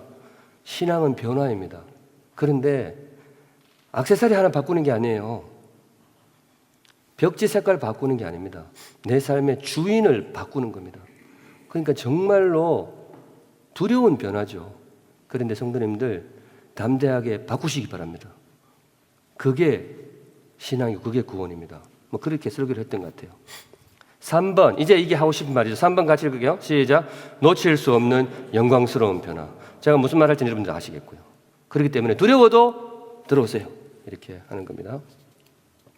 그 다음에 7장 7절에서 17절까지는 쭉 12절 한번 같이 읽어볼게요. 12절, 7장 12절 시작. 이로 보건대 율법은 거룩하고 계명도 거룩하고 의로우며 선하도다. 율법이 굉장히 좋은 거래요, 그죠? 근데 13절 같이 읽을게요. 시작. 그런즉 선한 것이 내게 사망이 되었느냐? 그럴 수 없느니라. 오직 죄가 죄로 드러나기 위하여 선한 그것으로 말미암아 나를 죽게 만들었으니 이는 계명으로 말미암아 죄로 심히 죄되게 하려 함이로다. 율법의 한계를 지적하고 있어요. 율법의 어떤 부작용 같은 것도 하고 심지어 도둑질하지 말라. 이 율법 계명을 읽고 사람들의 속에 뭐가 생겼다고요? 도둑질할 마음이 생겼다는 거죠. 보통 그런 거 있잖아요. 그 교도소 가서 범죄자가 교화되어서 나오는 것이 아니고 더 배워서 나온다 그러잖아요. 그렇듯이 율법 조문도 그럴 수도 있겠죠, 그죠? 그런데 이거 가지고 설교할 때 성도님들 율법 조문은 되게 위험한 거예요. 이렇게 아무리 잘 구워 삼아서 써도 성도들 사이에는 그렇게 들어갈 수 있어요. 성경이 굉장히 안 좋을 수도 있겠구나. 그래서 저는 이게 톤 조절도 중요하다고 생각해요. 바울의 청중, 우리의 청중이 좀 다르기 때문에. 그래서 저는 이 대목에 있어서는 그냥 이걸 사용하고 싶었어요. 성경에 대한 바른 사용법. 우리가 복음을 받는데 성경을 통해서 받게 되는데 성경을 어떻게 사용할 것인가? 여기에 약간 성경의 부작용도 나와 있잖아요. 그죠? 성경 잘못 읽으면 괜히 그냥 죄에 대한 지식만 연결이 되어 있는데 그런 거 말고 정말 우리가 성경을 바르게 사용할 수 있는 것. 아까 여기 앞에 계시던 목사님이 계셨더라면 그런 질문 하시겠죠. 목사님, 요거는 성경 본문에 제대로 나오지 않는 건데 이렇게 묵상을 통해서 설교해도 됩니까? 이렇게 물으시겠죠. 그러면 제가 뭐라고 대답할까요? 이게 일반적으로 그렇게 하면 안 되는데 어쩌다 한 번씩 꼭 전하고 싶을 때는 목사가 책임을 지고 하는 것도 괜찮다고 저는 판단합니다. 그렇게 한번 이야기할 거예요. 제가 이 이야기를 왜 드리는가 하면 이 본문에 이게 다 나오지는 않습니다. 그런데 이참에 우리가 복음을 받는 데 있어서는 성경이 제일 중심에 있는데 성경을 어떻게 사용할 것인가라고 가르치는 것도 목회적으로 충분히 의미가 있겠다. 제가 판단을 한 거예요. 그래서 제가 지금 여러분들 보시면 저기 제목 한번 읽어보시죠. 제5회 뉴욕 신학 세밀나 두 번째 줄 시작. 로마서 목회적 강해 설교. 제가 원래는 이거 강의할 때 쉬운 강해 설교 작성법 세미나 그렇게 했어요. 강해 설교 작성법 그랬는데 특이한 게 한 개 들어갔죠. 세 글자 뭐죠? 목회적. 저거예요. 저는 목회자로서 성경에 대해서 조금은 창조적인 메시지를 내가 책임지고 나에게 맡겨주신 영혼들이니까 전하는 것 순간도 목회적인 필요하다 그런 생각이 듭니다. 그래서 말씀을 어떻게 사용해야 될 것인가? 길잡이 가능하겠죠? 우리 인생. 그 다음에 거울은 뭐죠? 우리의 뭔가 죄를 보여주는 거죠. 세 번째 신분증은 뭘까요? 예, 나의 정체성. 성경 들고 해서 신분증입니다. 그 다음에 네 번째 기대와 응원. 성경 읽으면서 하나님이 나를 응원해 주시는 것도 봤잖아요.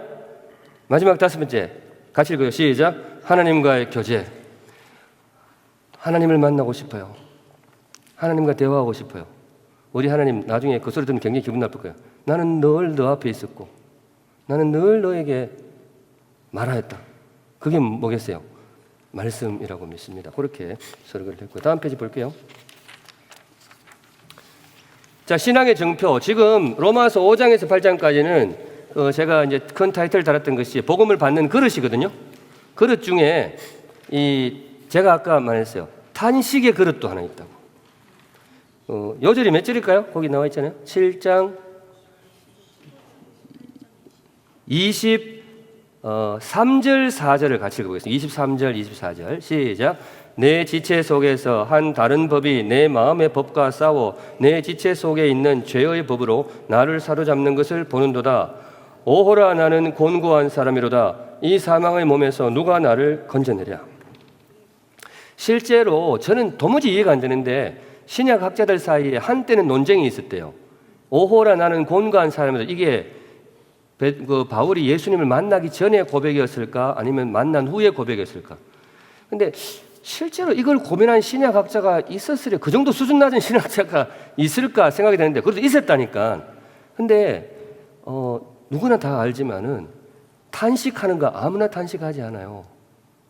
아주 이 완악한 죄인은 탄식도 안 합니다.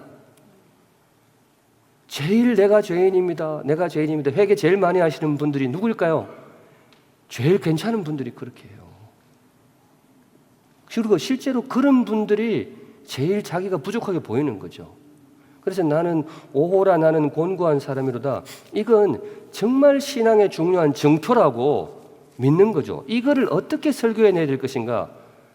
여러분 이거를 잘 보면 이 한 구절을 어떻게 성도들의 가슴 속에 팍 새겨줄까? 설교의 목표가 뭔가 하면 우리 성도들한테도 가끔은 어떤 말이 나와야 돼요? 오호라 나는 곤고한 사람이로다. 죄가 많아서 그런 것이 아니고 정말로 주님 앞에 가까이 갔을 때 그런 탄식이 나오잖아요. 그거를 어떻게 끄집어낼 것인가? 제가 고민한 결과는 이거였어요. 참된 신앙이 들어온 정표는 무엇인가? 나에게도 정말로 참된 신앙이 들어왔어요. 그냥 신앙이 아니고 진짜 신앙이 들어왔어요. 그러면 내적 뭐였겠어요? 그 단계가 있습니다. 2번 보세요. 2번 뭐라고 썼죠? 아픈 탄식이에요. 이게 이제 그거예요. 탄식이 클라이맥스로 볼 수 있고 첫 번째는 뭐? 내적 네, 고민 괜찮네요. 고민도 좋고 제가 썼던 거는 내적 갈등이었어요. 지금 생각해 고민이라고 할 걸 그랬나? 네, 그러니까 그 대지를 할 때는요 일종의 드라마틱한 흐름이 있어야 돼요. 처음부터 탄식 때려버리면 안 돼요. 일단 잽을 좀 넣고 그 다음에 이게 훅을 날려야 되죠. 훅은 이렇게 들어가나요? 네, 근데 그러니까 처음에 우리가 정말로 예수를 믿게 되었다 무슨 뜻인가 하면 약간 좀 갈등이 있어야 돼요. 내가 이렇게 살까? 이렇게 살아도 되나 저렇게 살아야 되나? 고민 괜찮은 것 같아요. 이게 맞을까? 이런 그게 있어야 돼요. 성도님들, 제가 그랬어요. 성도님들 가끔은 예수 믿고 힘드시기를 주님의 이름으로 축복합니다. 예수 믿고 너무 해피해. 그는 애들은 해피한 거. 그런데 성숙한 신앙이 되었다는 것은 좀 힘들잖아요. 내가 이렇게 살아도 이렇게 해야 될까? 이렇게 해야 될까? 그러다가 조금 더 깊어지면 어떻게 되는가 하면 그 다음 뭐예요? 아픈 탄식이에요. 가끔은 진짜 예수 믿고 진짜 괴로운 밤도 있으시기를 주님의 이름으로 축복합니다. 예, 그거 신앙이 맞잖아요. 그러니까 나는 정말 좀 잘하고 싶은데 안 돼. 그러니까 나는 진짜 안 되나 봐. 그럼 옆에서 그러지. 그래, 니는 안 돼. 이런 사람은 그 사람 신앙도 없는 거예요. 신앙의 세계를 몰라요. 아니 예수 믿으면 행복해야지 뭘 그렇게 고민해. 이 사람은 예수님 만난 적이 없어요. 예수님 그림자만 봤겠지. 우리 믿음의 선조 베드로도 예수님 진하게 만나고 뭐라고 했어요? 주여 나를 떠나소서 나는 죄인으로소이다. 이사야가 하나님 가장 가까이 갔을 때 했던 말이 뭐예요? 화로다 나는 망하게 되었다. 화로다 나는 망하게 되었다. 나는 죽을 것 같다는 뜻이잖아요. 그러니까 그런 경험이 사도 바울에게 찾아온 거죠. 이거는 저는 생각할 때 사도 바울이 평생의 생을 마감하기까지 정기적으로 이런 탄식에 젖었다고 저는 생각하는데 여러분 어떻게 생각하세요? 저는 그렇다고 봐요. 그래서 자기에게 정기적으로 실망하는 사람은 복이 있나니. 네, 그게.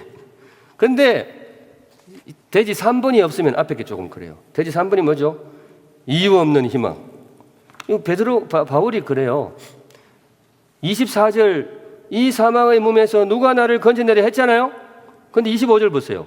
우리 주 예수 그리스도로 말미암아 하나님께 감사하리로다. 어떤 분들은 이거 읽으면 정신분열증이라고 이야기해요. 실제로 제가 그런 글을 봤어요. 나는 그 논문이 진심인지 아닌지 모르겠는데 이 바울의 심상을 DPS라고 묘사했어요. 더블 퍼스널리티 신드롬. 지킬 박사와 하이드. 제가 봤어요. 실제로. 약간 유머러스한지 모르겠는데 논문에 봤어요. 근데 그만큼 이게 왔다 갔다 해요. 나는 진짜 화로다 나는 망하게 되었다 했는데 하나님 감사합니다. 이 사람은 어떤 사람일까요? 저는 그렇게 생각해요. 신앙이 되게 좋은 사람이에요. 하나님 앞에 서 있을 때에 감정이 복합적이에요. 나 같은 죄인이 어떻고 이렇게. 근데 어느 순간 생각하니까 나 같은 죄인을 구원해 주신 하나님의 은혜가 너무 커요. 냉탕 온탕. 근데 물론 이게 너무 좀 조울증으로 나오면 곤란하겠지만은 이제 그런 내용이 그런데 그거를 기술적으로 잘 담아내야 되겠죠. 그런 뜻이 되겠습니다. 성도의 자아상 8장을 넘어가 볼게요. 그냥 요거는 빈칸만 일단 메꿔 보겠습니다. 8장 1절 같이 읽어볼게요. 그러므로 시작. 그러므로 이제 그리스도 예수 안에 있는 자에게는 결코 정죄함이 없나니. 굉장히 아름다운 언어 아닙니까? 오호라 나는 곤고한 사람이 했다가 정죄함이 없나니 막 이러고 있어요. 그러니까 DPS라고 하는 사람도 이해는 돼요. 2절로 같이 읽을게요. 시작. 이는 그리스도 예수 안에 있는 생명의 성령의 법이 죄와 사망의 법에서 나를 해방하였습니다. 이때는 사실 사도 바울 같은 마당놀이 같은 춤을 추면서 막 했을 그런 상황이죠. 자, 이걸 어떻게 담아냈겠습니까? 성도의 자아상 이렇게 했어요. 이건 성도의 자녀가 지녀야 할 자아상이 무엇인가? 잔잔히 초점해서 찾아보는데 제가 1절 보는데 성도의 자아상 이걸 뺄 수가 없었어요. 이제 그리스도 뭐예요? 예수 안에 있는 자. 그래서 이걸 제일 먼저 하고 싶었어요. 예수 안에 있는 사람. 괜찮습니까? 네네. 그 뒤에는 땡땡 뭐 썼을까요? 성령이 임재하사. 이거는 왜 넣었는가 하면 조금 밋밋해 보이지만요. 우리 분당에 있는 성도들에게는 우리 고신 성도들이 약간 그런 게 약해요. 성령님이 내 안에 임하셨다. 이걸 조금 그런 건 너무 교만한 거 아닌가 생각해요. 근데 교만한 거 아니잖아요. 예수 믿는 모든 사람 성령이 임하셨잖아요. 그리고 2절에 성령님이 나오기 때문에 성도님도 우리 안에 성령이 임하셨으면 이걸 굉장히 좀 강하게 치고 싶었어요. 목회적인 판단에 의해서 넣은 것이 되겠습니다. 그렇게 해서 나는 거룩하다. 나도 변화될 수 있다. 어제는 지난주에는 내적 갈등, 뭐 아픈 탓이 굉장히 좀 우울했지만 이번에는 나도 성경이 밀어붙이는데 최대한 기쁨으로 톤으로 마무리하는 거죠. 그래서 이거는 그냥 여담입니다만은 한국에는 제가 어떤 전도사님이었는데 전도사님이 결혼을 해가 주례를 하는데 제가 참 기뻤어요. 이분들이 신혼집을 어느 곳에 구했다는 거예요. 그래서 제가 안심했어요.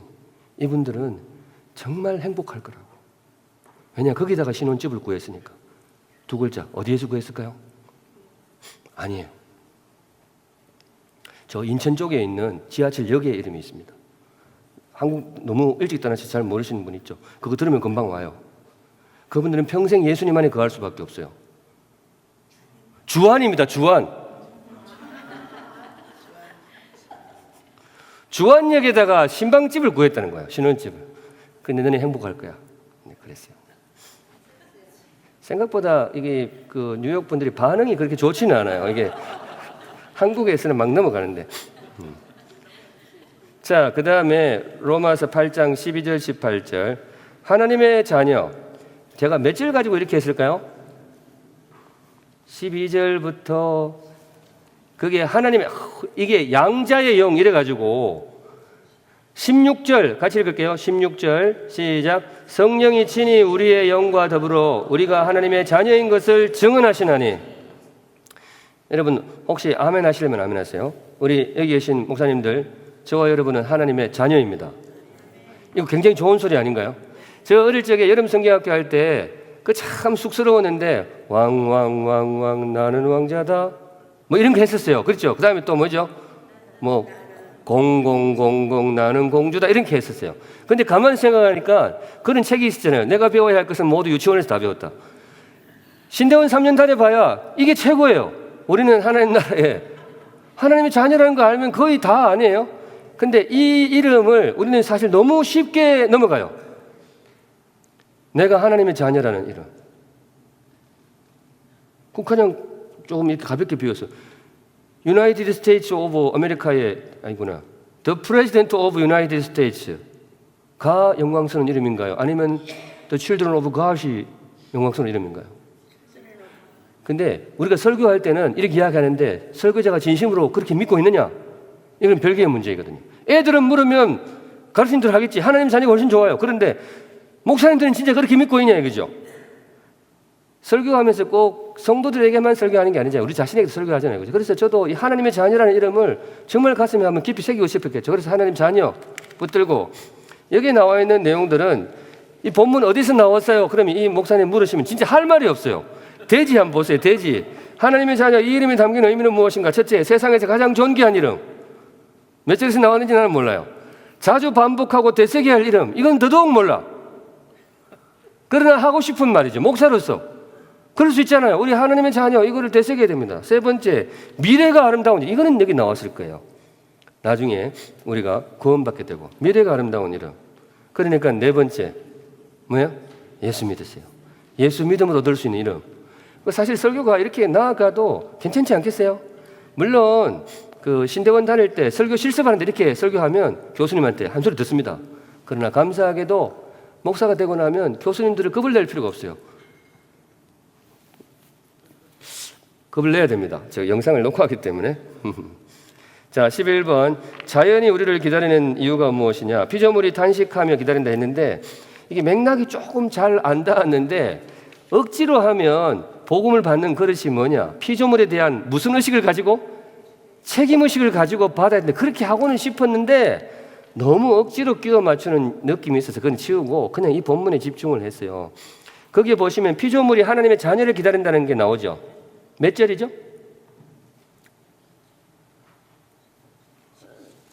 네, 21절, 19절인가요? 예, 19절 같이 해보겠습니다. 시작. 피조물이 고대하는 바는 하나님의 아들들이 나타나는 것이니. 대지를 한번 보시고 판단해 보시기 바랍니다. 제가 이 내용을 보고 피조물이 우리 하나님의 자녀를 기다리는 이유가 무엇일까? 하나님 자녀는 이미 와 있지만 뭔가 하면 우리가 무언가를 역할해 주기를 바라는 거죠. 피조물이. 왜 그걸 피조물이 하나님 자녀들을 기다릴까? 첫째, 자연이 망가졌기 때문에. 망가진 거죠. 그런데 두 번째 답이 있습니다. 누가 해결이 열쇠이기 때문에? 우리가 해결의 열쇠이기 때문에. 아직까지 이게 좀 뜸을 들이는 거예요. 뭔가 하면 보통 피조물이 망가졌다 환경오염에 그 해결책은 누가 지고 있죠? 예수 믿는 사람들이 아니고 그린피스나 환경운동가들이 지고 있다고 봐야 되잖아요. 그런데 성경은 피조물이 탄식하면서 그린피스를 기다린다 안 그래요? 누구를 기다린다고요? 하나님의 자녀를 기다린다. 항상 성경을 읽을 때 나대의 법비를 여기 좋습니다. 피조물은 wait for not Greenpeace but children of God. 이게 왜 그럴까? 왜 성경은 그렇게 가르칠까? 여러분 의문을 품어야 성경 안으로 들어갈 수 있습니다. 왜 피조물이 그린피스가 아니고 예수 믿는 하나님 자녀를 기다릴까? 돼지 3번 같이 읽어볼게요. 이건 진짜 하고 싶은 말이에요. 시작. 하나님이 우리를 해결의 열쇠로 세우셨기 때문에. 피조물 자연의 어떤 회복의 열쇠는 저는 그렇게 믿습니다. 이 모든 탄식하는 자연이 아름답게 회복되는 것은 오직 하나님만 하실 수 있다. 환경운동가 한다고 되는 게 아니죠. 하나님만이 하실 수 있는데 하나님의 원칙이 그거예요. 하나님은 독자적으로 일하는 것보다 누구를 통해서? 자녀를 통해서. 하나님의 일관된 원칙입니다. 천지 창조를 해놓고도 관리를 본인이 안 해요. 사람이 맡기셨어요. 그분이 아들이 오셔서 십자가와 부활을 통해서 복음을 완전히 완성하셨어요. 근데 그 복음의 전파를 본인이 안 해요. 본인은 하늘로 가버리셨어요. 여러분 성경에 나오는 장면 중에 제일 아쉬운 장면이 그거예요. 예수님 부활하셨잖아요. 그러면 머리가 있는 분이라면 그 다음 행보가 어떻게 되는가 하면 어떻게 해야 될까요? 올라가면 안 되죠. 내가 예수님이면 그래 안 합니다. 어떻게 해야 돼요? 한 바퀴 돌아야죠. 한 바퀴 돌아야죠. 부활 집회 딱 보여주고 한 바퀴 뺑 돌면 얼마나 편해요. 근데 그분은 가버리셨어요. 이유가 뭘까요? 제가 이거는 아이들한테 설교를 한 적이 있는데요. 그때 분위기를 담아서 조금 외람돼 좀 해보겠습니다. 한 번 더 물을게요. 야들아, 예수님이 말이지 십자가와 부활 다 준비됐어. 이제 나가서 한 바퀴 순회 공연만 하면 끝나는데 가버리셨어. 왜 그랬을까?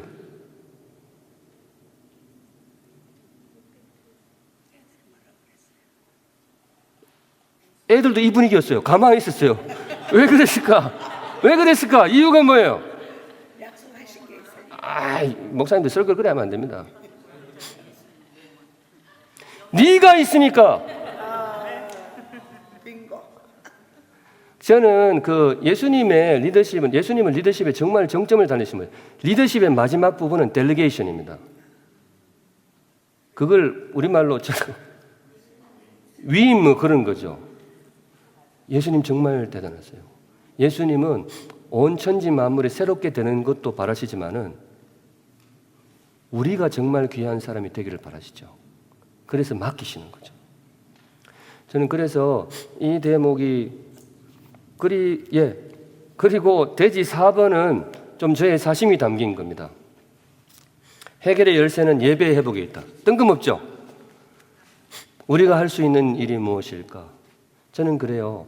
하나님과 피조물의 관계가 바르게 정립이 될 때 환경오염도 해결될 수 있다고 믿습니다.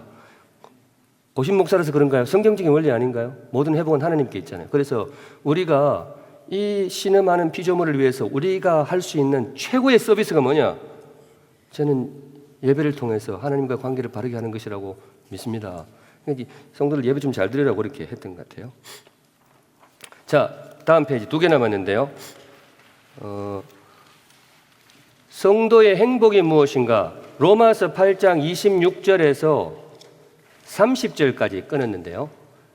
26절에 30절 중요한 구절이니까요. 우리 한번 교독해서 읽어볼게요. 26절 제가 읽습니다. 이와 같이 성령도 우리의 연약함을 도우시나니 우리는 마땅히 기도할 바를 알지 못하나 오직 성령이 말할 수 없는 탄식으로 우리를 위하여 친히 간구하시느니라.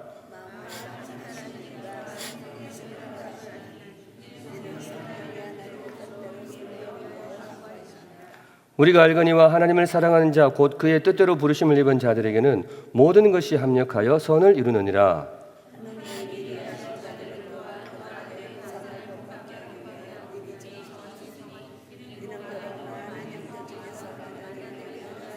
30절 같이 또 미리 정하신 그들을 또한 부르시고 부르신 그들을 또한 의롭다 하시고 의롭다 하신 그들을 또한 영화롭게 하셨느니라. 네, 이 대목에 있어서도 그 소위 그 조직신학적으로 구원의 서정을 가르칠 수 있습니다. 예를 들어 30절 한 구절 가지고 우리 구원이 어떻게 이루느냐, 예정이 있습니다. 성도면 예정이 이렇게 됩니다. 두 번째 소명 부르심이 있습니다. 그 다음에 칭의가 있습니다. 영화가 있습니다. 이렇게 나타납니다. 그 설교할 수 있습니다. 그런데 제가 생각할 때 그거는 조금 너무 건조하다. 이거를 조금 더 풍성한 언어로 하고 싶었는데 제가 그래서 여기 넣었습니다. 성도의 행복이 무엇인가? 여기에 제가 제일 좋아하는 구절이 있습니다. 성경에 사랑하는 구절들이 많지만은 어떤 분이 저한테 캘리그라프 있죠? 캘리그라프 할 줄 아는데 목사님 제일 좋아하는 구절 하나 있으시면 제가 써드릴게요 해가지고 여기서 골랐어요. 몇 절일까요? 저 관상 보세요. 몇 절을 좋아할 사람 같으세요? 30절. 아니면 30절 아닙니다. 30, 제가 그렇게 신학적이지 않습니다. 몇 절이요? 28절이면 28절 맞습니다. 왜냐하면 사는 게 왔다 갔다 힘들다 보니까 28절이 그렇게 위로가 되었어요. 28절 같이 읽을게요. 시작. 우리가 알거니와 하나님을 사랑하는 자 곧 그의 뜻대로 부르심을 입은 자들에게는 모든 것이 합력하여 선을 이루느니라. 이 구절이 혹시 마음에 듬직하게 느껴지시는 분이 있다면 과거에 실수를 많이 하신 분들이에요. 저도 참 돌이키고 싶은 과거가 있을 거 아니에요, 그죠? 지금 뒤에 와이프가 앉아 있어서 소상하게 말은 못하는데 뭐 그런 것들이 있어요. 그런데 이 구절이 저한테는 정말 복음이죠. 하나님 안에 있는 사람들은 괜찮은 인생이야. 실수해도 괜찮아. 왜냐? 모든 것이 합력하여 선을 이루느냐. 이 굉장한 거 아닙니까? 그래서 제가 여기에 성도의 뭐라고요? 행복이죠. 이만한 행복이 어디 있겠어요. 그래서 그런 언어를 풀고 싶었던 거죠. 성도의 행복이 무엇인가?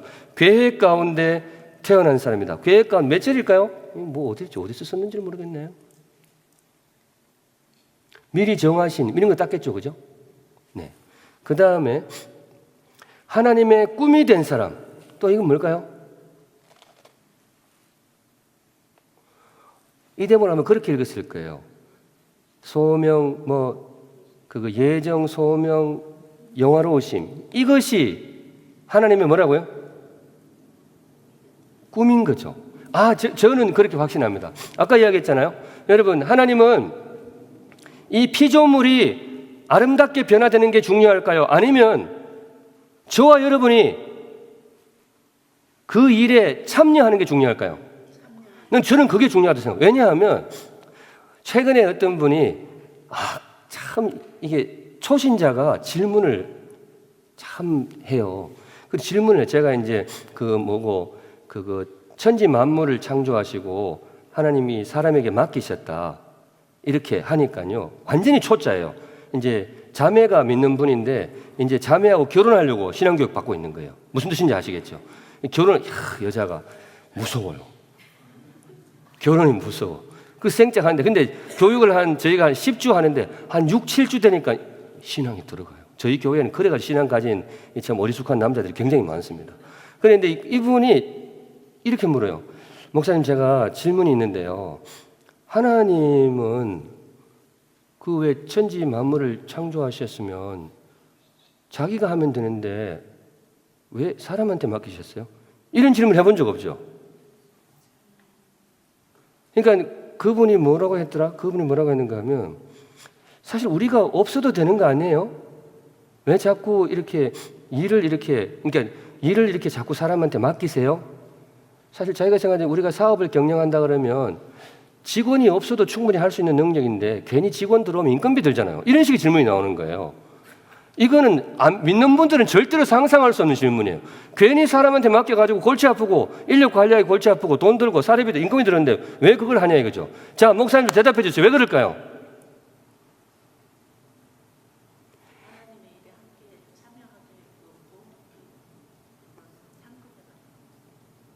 조금 더 따뜻하게 해주세요.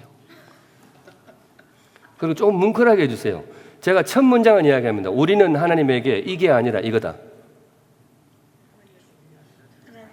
종은 좀 그렇고요.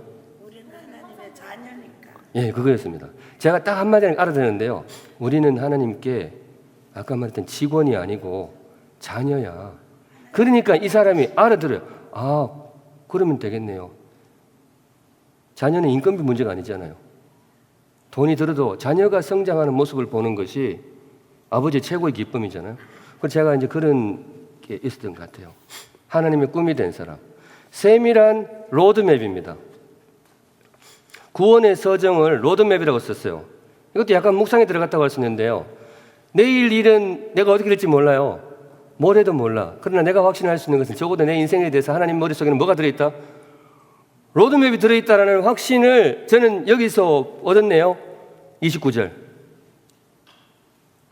29절이 아니고 구원의 서정 30절.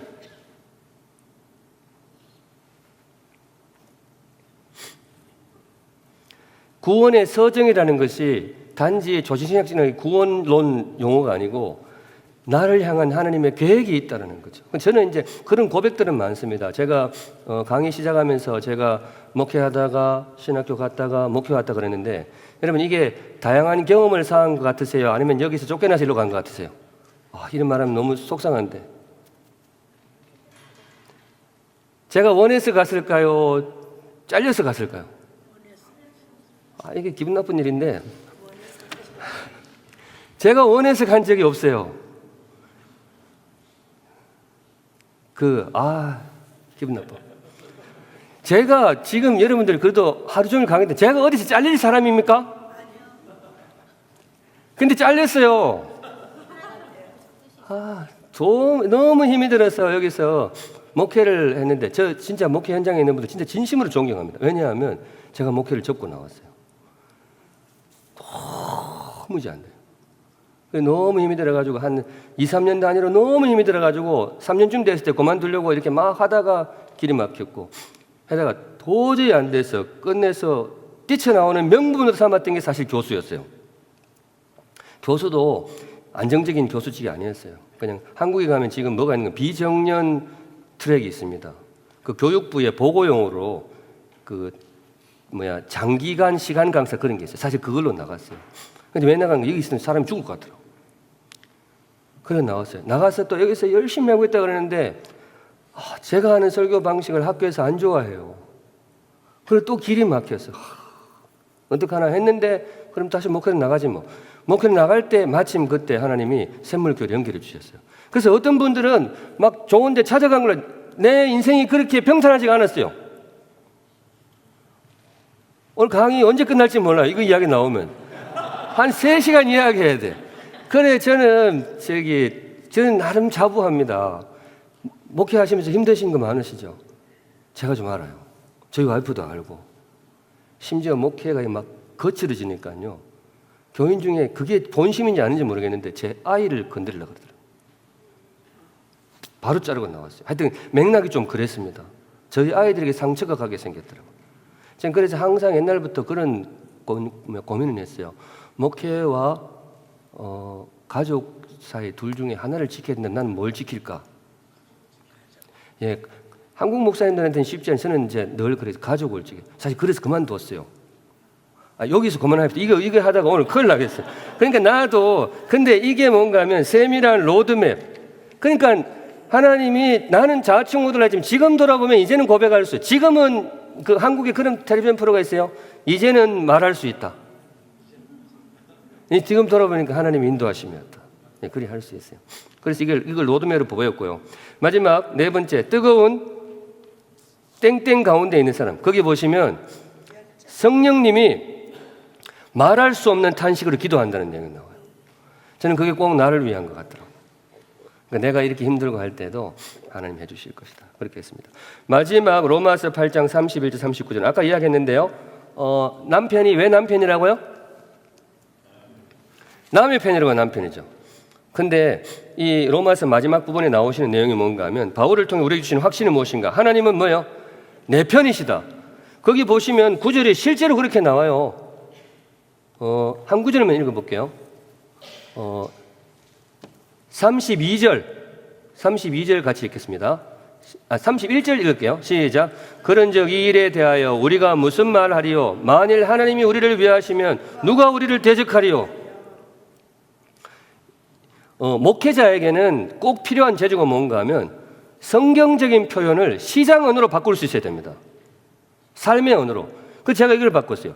만일 하나님이 내 편이라면 누가 감히 나를 대적하겠느냐? 이게 그 내용이잖아요. 하나님이 내 편이라면. 남편은 설령 남의 편이어도 하나님이 내 편이면 나는 살아갈 수 있다. 그 내용을 담고 싶었던 거죠. 거기 보시면 바울을 통해 우리에게 주신 확신이 뭐냐? 하나님은 내 편이시다. 대지 2번 같이 읽을게요. 시작. 아픔 중에도 내 편이시다. 이 표현을 잘 보세요. 첫 번째 대지에다가 살짝 수식어를 붙이면 3대지가 아닌 듯이 3대지로 나갈 수 있어요. 꼬리에 꼬리를 물고. 사실 오늘 강의 처음 할 때 기억나세요? 복음이란 무엇인가? 첫째 뭐예요? 예수. 두 번째 부활 예수. 세 번째 주 예수. 여러분 요거 3대지 설교입니까? 원포인트 설교입니까? 네네. 3대지인 듯 원포인트. 제가 추구하는 3대지는 이런 설교입니다. 그런데 그렇게 할 때에 굉장히 괜찮은 방법 중에 하나가 뭔가 하면 첫째, 하나님은 내 편이십니다. 그런데 환난 중에도 내 편이십니다. 끝까지 내 편이십니다. 이렇게 흘러갈 수 있는 구조가 있어요. 그런 걸 잘 다듬어 가시면 괜찮을 것 같습니다. 자, 오늘 강의 시간 다 끝났는데 혹시 여러분들 생각하시면 한 4분 정도만 할애해서 질문 있으시면 받고 35분에는 마치도록 하겠습니다. 없으면